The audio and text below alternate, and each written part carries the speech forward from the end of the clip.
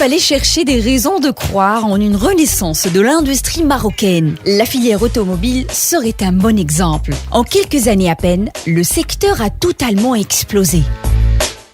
Aujourd'hui, avec les 345 000 véhicules produits en 2016 et 6 milliards d'euros de chiffre d'affaires, dont 85% réalisés à l'export, soit 5 milliards d'euros, l'industrie automobile est devenue le premier secteur exportateur du Maroc.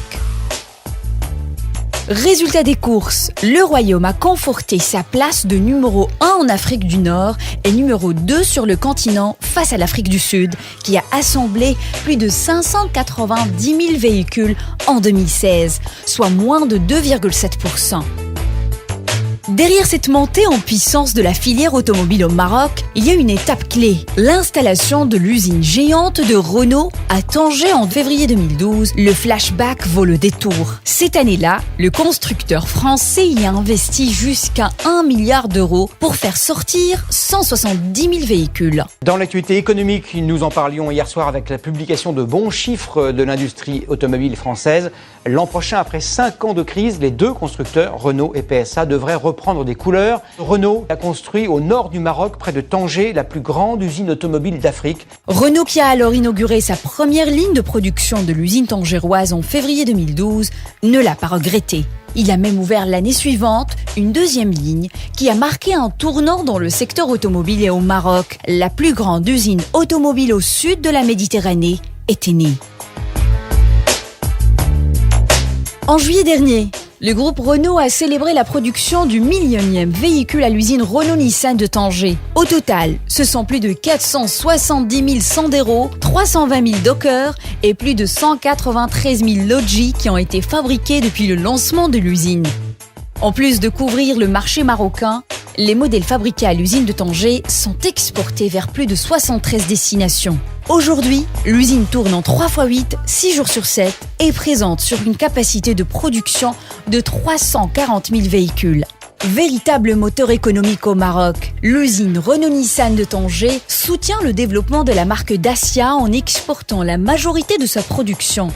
Une Dacia sur 2 est produite au Maroc au sein des usines de Tanger et de la Somaka à Casablanca. Il faut dire que depuis l'installation du groupe Renault à Tanger, tous les ans, le pays accueille une dizaine de nouvelles usines ou des agrandissements de sites existants. Et la liste est impressionnante. À commencer par le groupe PSA qui est venu surtout crédibiliser une fois encore la stratégie marocaine en tant que second constructeur automobile à monter une usine sur le sol marocain. L'usine de Peugeot Citroën qui a été annoncée en juin 2015, qui est en plein travaux, elle ouvrira ses portes en 2019.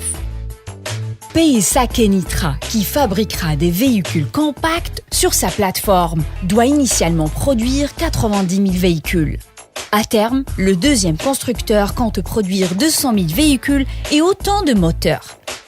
In fine, lorsque la future usine de PSA à Kenitra sera opérationnelle en 2019, le Maroc dépassera le cap des 650 000 véhicules produits localement. Pour autant, ce chiffre reste loin des objectifs du Royaume, qui ambitionne d'atteindre rapidement un niveau de production d'1 million d'unités par an, avec l'arrivée d'un troisième constructeur. Je me pose la question, pourquoi juste le troisième ? Et uniquement le troisième, parce que on est à deux et on en aura plusieurs.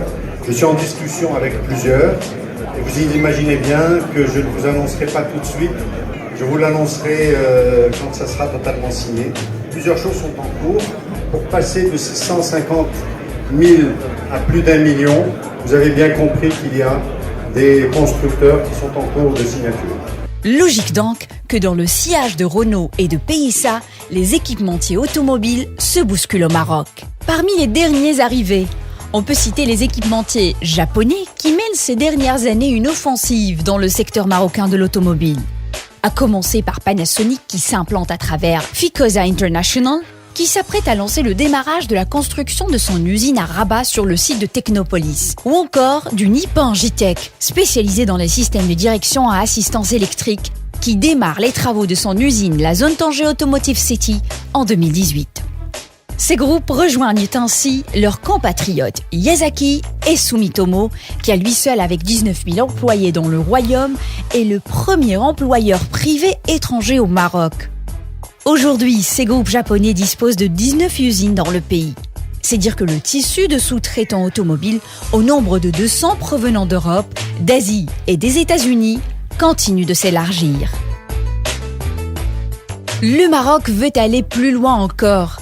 À côté des pôles automobiles de Tanger, Casablanca, Kenitra et Meknès, le royaume dispose d'autres terrains à Tanger-Med et souhaite développer une autre zone franche à Nador, dans le nord-est du pays. Le ministère de l'Industrie et Invest in Morocco multiplie les contacts avec d'autres constructeurs et équipementiers intéressés, comme c'est le cas actuellement au Salon de l'automobile de Tokyo, l'un des plus prestigieux événements automobiles au monde, qui se tient du 27 octobre au 5 novembre 2017.